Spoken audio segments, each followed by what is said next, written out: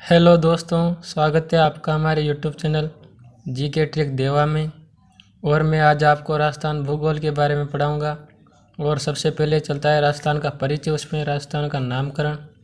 तो राजस्थान शब्द का जो सर्वप्रथम अप्रत्यक्ष प्रमाण मिलता है वो मिलता है गोसुंडी शिलालेख में है, और यह चित्तौड़गढ़ में है। और 532 ईसा पूर्व में राजस्थानी के रूप में मिलता है। इसके बाद बात करें सेकंड प्रमाण की, तो राजस्थान शब्द का जो सेकंड अप्रत्यक्ष प्रमाण है वो बसंतगढ़ शिलालेख में मिलता है, और यह बसंतगढ़ शिलालेख सिरोहे में है।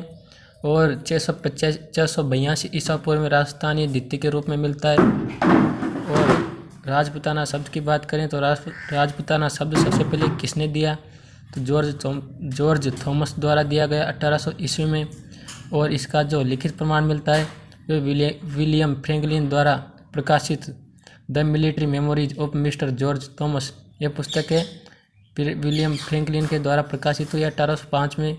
तो इसका लिखित प्रमाण 1805 में मिलता है। इसके बाद आते हैं राजस्थान, जो प्रत्यक्ष रूप से राजस्थान शब्द दिया वो दिया कर्नल जेम्स टोड ने अपनी पुस्तक 1829 में प्रकाशित पुस्तक the annals and antiquities of Rajasthan में दिया। और दोस्तों, जो कर्नल जेम्स टोड की यह पुस्तक है वो इनके गुरु यति ज्ञान चंद्र को समर्पित थी। और इस पुस्तक में इन्होंने राजस्थान शब्द के साथ राजस्थान शब्द के लिए राजस्थान और रजवाड़ा शब्द का भी प्रयोग किया राजस्थान के लिए। और अगले बात करते हैं राजस्थान शब्द राजस्थानी के रूप में आया 532 ईसा पूर्व में, और राजस्थानी द्वितीय के रूप में आया 682 ईसा पूर्व में। ये दोनों अप्रत्यक्ष प्रमाण थे। राजपूताना शब्द दिया सबसे पहले 1800 ईस्वी में जॉर्ज थॉमस ने। राजस्थान शब्द दिया 1829 ईस्वी में, यह प्रत्यक्ष रूप से शब्द दिया कर्नल जेम्स टोड ने। इसके बाद बात करें तो राजस्थान को प्रशासनिक दर्जा कब दिया गया, तो ये एकीकरण के छठे चरण में दिया गया, जो 26 जनवरी 1950 में, और इसका नाम था राजस्थान संघ। इसके बाद आगे बढ़ते हैं, बात करें तो एकीकरण से पहले राजस्थान में 19 रियासतें थी, 3 ठिकाने थे और एक केंद्र शासित प्रदेश था अजमेर मेरवाड़ा। इसके बाद निमराना जो ठिकाना था अलवर में। कुशलगढ़ की बात करें तो ये बांसवाड़ा में है। और लावा ठिकाना जो टोंक में है, और इसकी ट्रिक हो जाएगी निक्खू लाठीला यानी निमराना, कुशलगढ़, लावा टोंक, और ठीक है मतलब ठिकानी। और दोस्तों, जो पाकिस्तान और बांग्लादेश भारत से अलग हुआ तो भारत का एकीकरण हुआ। और हम बात करते हैं राजस्थान की एकीकरण की। राजस्थान का एकीकरण 7 चरणों में पूरा हुआ, जिसमें कुल 8 वर्ष 7 माह और 14 दिन का वक्त लगा था। और राजस्थान के एकीकरण का प्रथम चरण है वो है 18 मई 1948 में, और इसका नाम मत्स्य संघ रखा गया, और इसमें निमराना ठिकाना शामिल हो गया। इसके बाद जो ABCD यानी अलवर, भरतपुर, करौली, सवाई करौली और धौलपुर 4 जिले इसमें सम्मिलित हो गए, और इस मत्स्य संघ की राजधानी अलवर को बनाया गया। द्वितीय चरण की बात करें तो 25 मार्च 1948 में इसका नाम रखा गया पूर्व राजस्थान संघ। और राजस्थान एकीकरण के कौन से चरण में सर्वप्रथम राजस्थान का प्रयोग किया गया, अगर दोस्तों आपसे पूछे कि एकीकरण के कौन से चरण में सर्वप्रथम राजस्थान का प्रयोग किया गया, तो पूर्व राजस्थान संघ में राजस्थान शब्द का सबसे पहले प्रयोग किया गया, और यह द्वितीय चरण है, 25 मार्च 1948 में आया। और इस चरण में एकीकरण के द्वितीय चरण में दोनों ठिकाने भी शामिल कर लिए, लावा टोंक और कुशलगढ़ बांसवाड़ा। इसके बाद किशनगढ़, टोंक, शाहपुरा, बूंदी, कोटा, प्रतापगढ़, झालावाड़, डूंगरपुर, बांसवाड़ा, ये सारी रियासतें इसमें शामिल कर ली गई, और राजधानी कोटा को बना दिया गया।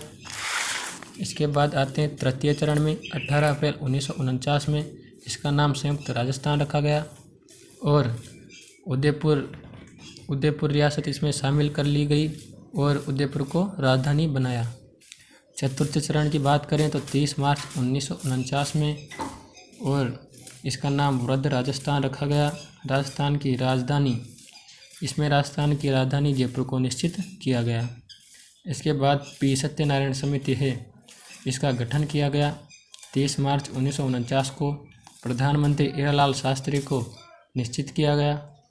राजस्थान की राज्य के रूप में नींव रखी थी। इस दिन 30 मार्च को, इसलिए राजस्थान दिवस के रूप में मनाया जाता है।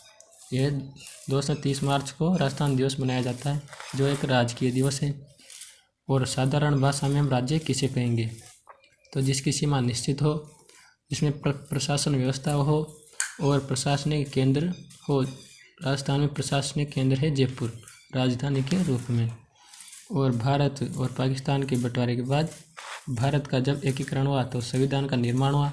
संविधान के निर्माण के समय जो पी सत्यनारायण समिति है, उनके सुझाव के अनुसार राजस्थान में विभागों की अलग अलग स्थान पर कृषि विभाग, जैसे कृषि विभाग भरतपुर में रखा गया और खनिज विभाग उदयपुर में रखा गया। न्याय विभाग की बात करें तो यह जोधपुर में रखा गया। अपना हाई कोर्ट है जोधपुर में है। राजधानी जयपुर को निश्चित किया गया और राजस्थान का नाम निश्चित कर दिया गया इस चरण में। अब आ जाता है एकीकरण का 5वां चरण, संयुक्त वृद्ध राजस्थान 15 मई 1949। छठा चरण आता है राजस्थान संघ 26 जनवरी 1950 में। और इस दिन राजस्थान को प्रशासनिक दर्जा दिया गया। और वर्तमान राजस्थान की बात करें 1 नवंबर 1956, इस दिन एकीकरण की प्रक्रिया समाप्त हो गई थी, इसलिए राजस्थान स्थापना दिवस के रूप में मनाया जाता है। यह दिन 1 नवंबर को राजस्थान स्थापना दिवस मनाया जाता है। दोस्तों, एकीकरण का जो मैंने पढ़ाया आपको शॉर्ट में पढ़ाया, इसके बाद एकीकरण की अलग से क्लास लूँगा, उसमें आपको पूरा डिटेल से पढ़ा दिया जाएगा। ये तो भूगोल में एकीकरण की जो प्रक्रिया आ रही है उसके बारे में बताना जरूरी था। और इसके बाद अपन आगे बढ़ते हैं। नए जिलों के निर्माण के लिए जो गठित समिति है, परमेश चंद्र समिति, नए जिलों के निर्माण के लिए इस समिति का गठन किया गया। और 33वें जिले प्रतापगढ़ का गठन इस समिति द्वारा किया गया 26 जनवरी 2008 में। और ये राजस्थान का 33वां जिला है। और 30 मार्च को राजस्थान दिवस के रूप में मनाया जाता है। 1 नवंबर राजस्थान स्थापना दिवस के रूप में।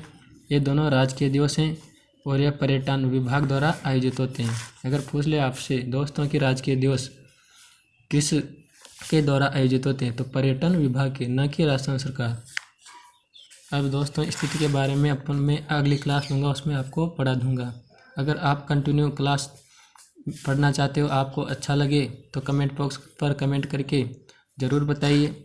मैं अगली क्लास जल्द लेकर आऊँगा। और जीके ट्रिक देवा नाम से टेलीग्राम चैनल है हमारा, उसे ज्वाइन करिए। उसमें आपको PDF पूरा जो मैं पढ़ाऊँगा PDF के रूप में आपको उपलब्ध